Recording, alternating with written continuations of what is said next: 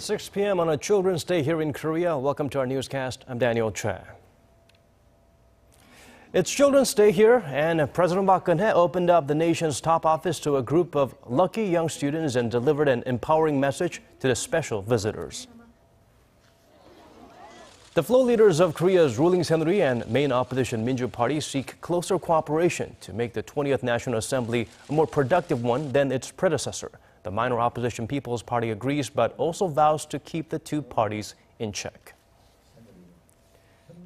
Donald Trump vows to make America's allies cover all expenses for U.S. forces in their nations or risk a troop withdrawal. It's no longer a notion Korea can ignore, as the reality show star is likely to become the Republican Party's presidential nominee. President Park Geun-hye celebrated the public holiday that falls on May 5th every year by inviting the star of this special day, children. The top office opened its doors to a group of young students, and the president encouraged them to fulfill their dreams as they represent the future of Korea. Song Ji-sun starts us off. 여러분은 우리의 희망이자 나라의 미래를 이끌어갈 주인공입니다. 신나게 뛰어놀고 여러 가지를 경험하면서 여러분이 가진 꿈을 마음껏 키워나가기 바랍니다. In a message delivered across the country, President Park encouraged the nation's children to find their passion through experience. And some 300 elementary school students had their best Children's Day yet, meeting with the president at the presidential office of Cheongwade. Children from multicultural backgrounds, descendants of war veterans, and those living in remote areas were invited for some exciting events prepared at the President's Garden. I want to invent vehicles and bicycles that can run across the sea, land and fly in the air so that people living on my island can move around freely. 우리 어린이 여러분들의 꿈이 이루어져서 그렇게 밝은 각 어린이들이 밝은 미래가 열릴 때 또 우리나라 전체도 밝은 미래를 기약할 수가 있습니다. Later in the afternoon, Park watched the movie Under the Sun with North Korean defectors and the public in downtown Seoul. The documentary, shot by Russian director Vitaly Mansky, portrays a North Korean girl whose life is staged and rehearsed by authorities to make it look perfect to the outside world. With Seoul on Monday adopting a children's charter to better guarantee their rights, the screening of the movie highlights the protection of human rights of children in Pyongyang. While expressing hope that children in both Koreas can create a happy future together in a united Korean peninsula, President Park vowed to make the country a safer and happier place for children, as all of them deserve to be protected and loved. Song Ji-sun, Arirang News. Hundreds of thousands of Koreans are rushing to take advantage of the four-day holiday. Traffic is flowing pretty well now after some heavy congestion this morning as people try to get out of town. According to the Korea Expressway Corporation, as of 6 p.m. from Seoul to the port city of Busan by car is about 4.5-hour journey. 2 hours from Seoul to Daejeon, 2.5 hours to Gangneung on the east coast. Travelers can access up-to-the-minute traffic information on a smartphone app provided by the KEC. A lot of Koreans are also flying out of the country. Already about 85,000 headed overseas. A flood of tourists is expected over the break, with Incheon International Airport estimating around 180,000 visitors, mostly from China and Japan. Turning to local politics now, the floor leaders of Korea's three main political parties are setting the stage for the incoming National Assembly. A degree of cooperation will be required to ensure this parliament runs more smoothly than the last. Park Ji-won fills us in on how the new chiefs are going about setting a different tone. The Minju Party of Korea's floor leader Woo Sang-woo met with his ruling Saenuri Party counterpart Chung Jin-seok on Thursday for the first time since their election to their posts this week. During the brief encounter, Woo asked Chung to help protect Parliament from unnecessary intervention from the presidential office. Chung responded that the ruling camp understands the need to cooperate with the opposition. The floor leaders of all three main parties are under pressure to not only work together, but also to get their political houses in order before the next National Assembly begins. The Saenuri Party's Chung must unite his party after internal conflicts over candidate nominations caused it to lose its parliamentary majority in last month's general election. Chung is a former senior presidential secretary for political affairs, recognized for his communication skills, which is hoping to use it to heal the factional divides in the party. We need to stick together. We need to be united. Through cooperation and innovation, we will find a new way to get through this. The Minju Party's Wu, an 8-term party spokesperson, has the job of leading the largest political camp in the next parliament. Known for his gentle and reasonable manner, Wu is expected to help mend relations with the other parties and among the party's factions. His strongest support came from first-term lawmaker-elects aspiring to change the party from within. The Minju Party of Korea has asked me to make the party capable of shaping the next administration through integration and innovation. The new floor leader of the minor opposition People's Party, Park Ji-won, is known for his leadership credentials, as this is his 3rd time as a floor leader of a major party. The veteran lawmaker, former chief presidential secretary and ex-culture minister, is seeking to check the power of the other two parties while prioritizing the party's agenda. We will sometimes cooperate with the Minju Party and sometimes with the Saenuri Party, but we will keep them both in check.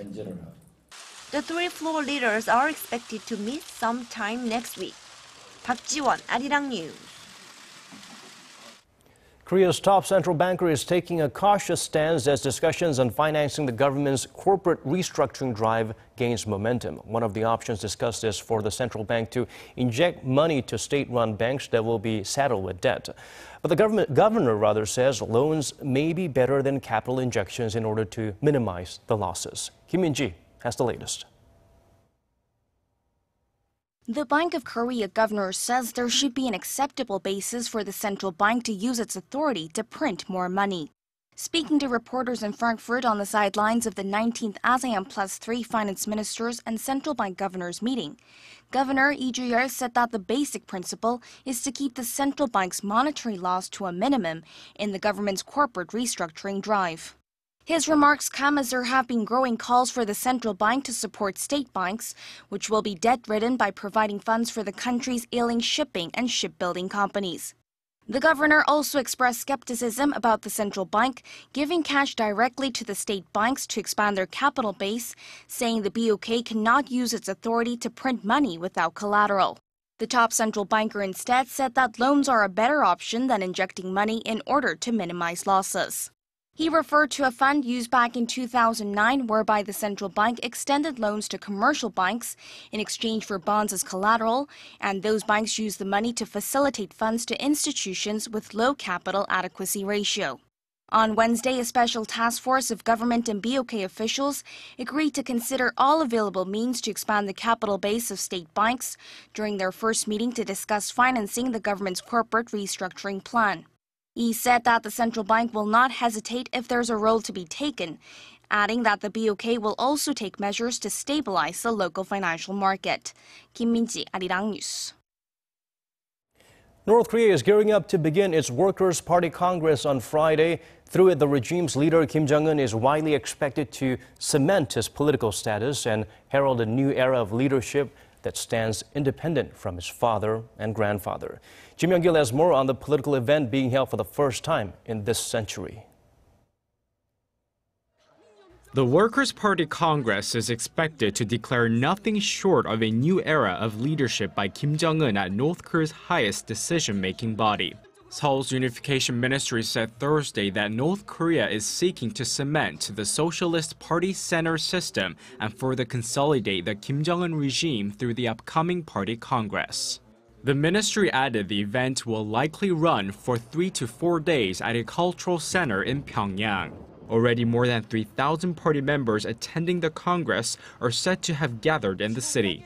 The Congress that starts Friday will be the first in 36 years. It was held 6 times from 1946 to 1980, but has not been convened since the rule of Kim Jong-un's grandfather, Kim Il-sung. The gathering is expected to showcase Kim Jong-un's achievements in the economic and military fields and cement the path for his long-term rule. Kim is expected to underscore his determination to pursue both nuclear development and economic initiatives. North Korean watchers say he could be nominated to the highest post in the Workers' Party, a promotion from his current title of First Secretary, in order to solidify his position as the supreme leader. However, there is also a possibility the event could end up being local propaganda due to the extensive sanctions imposed on North Korea for its series of hostile provocations.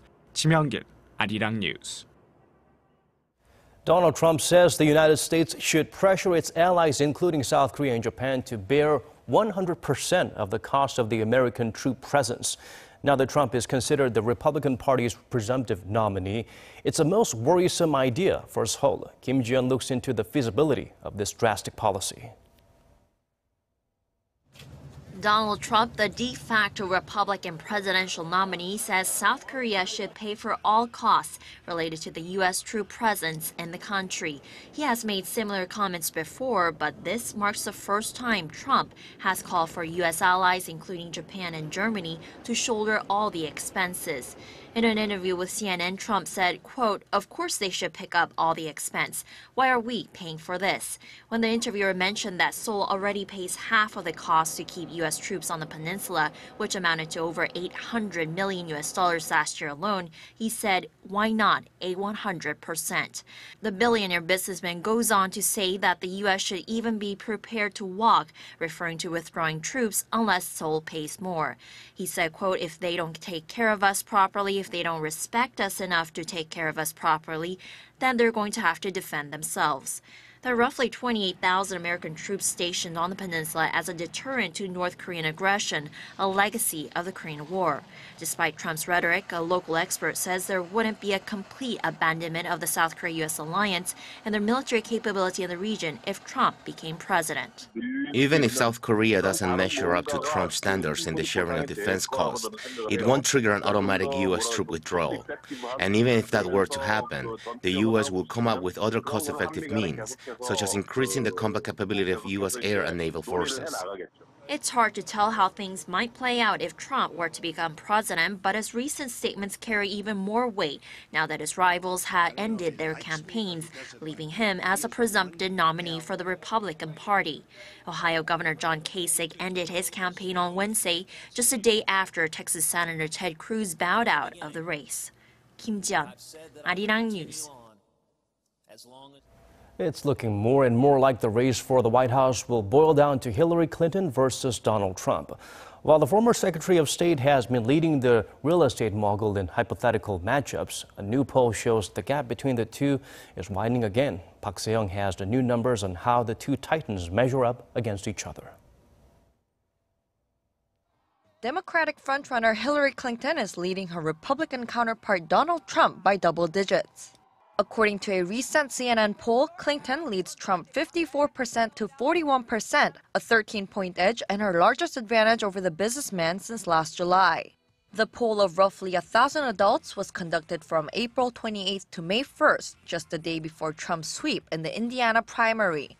The CNN poll contradicts another national poll released by Rasmussen Reports on Monday, showing Trump leading Clinton 41% to 39%. The CNN poll shows Clinton is more trusted than Trump on many issues, including terrorism, immigration, and health care. However, voters said Trump would handle the economy better than Clinton would by a 50% to 45% margin. Voters' opinion of Clinton was evenly split, with 49% seeing her favorably and the same share unfavorably. For Trump, 56% saw him unfavorably, while 41% saw him favorably. The Washington Post pointed out that Clinton had a 24-point lead over Trump shortly after he announced his candidacy last June, though that had evened out by September. As time passed, however, the gap widened in Clinton's favor. Park Se-young, Arirang News. Back here in Korea, a variety of festivities and events were held throughout the nation today to celebrate Children's Day. Kim Hye-sung takes us to one theme park in the city where the young visitors got an extra helping of fun. Seoul Children's Grand Park welcomed thousands of young visitors on the day dedicated to them. There are animals of all kinds to see and a series of fun events planned for the 4-day weekend that starts with Children's Day on Thursday. Near the main gate, giraffes use their long necks to reach high into treetops, and elephants say hello to their young visitors. It's so big. Flamingos stand on one leg, showing off their beautiful pink feathers as one young boy marveled at the sight. It's weird how they stand on one leg. It's not easy to take pictures with real animals, but visitors can snap photos with theme park staff wearing animal masks. The theme of this year's Children's Day is Zoo Playground, and tickets are free for all children. We hope our dynamic events can give unforgettable memories to children. At a face painting event, both children and parents can unleash their creativity.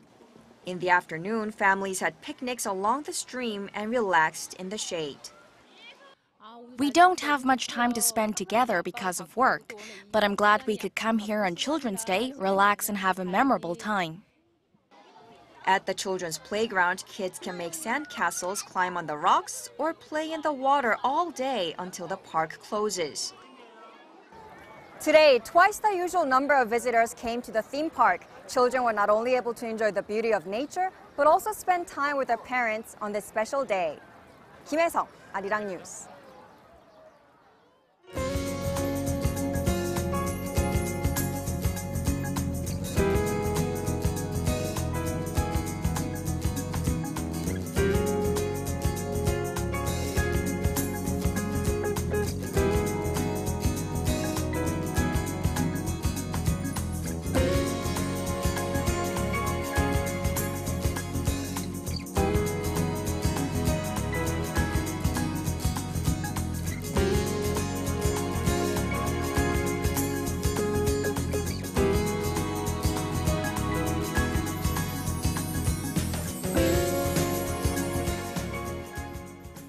And that brings us to the end of this hour's newscast. As always, thank you for watching.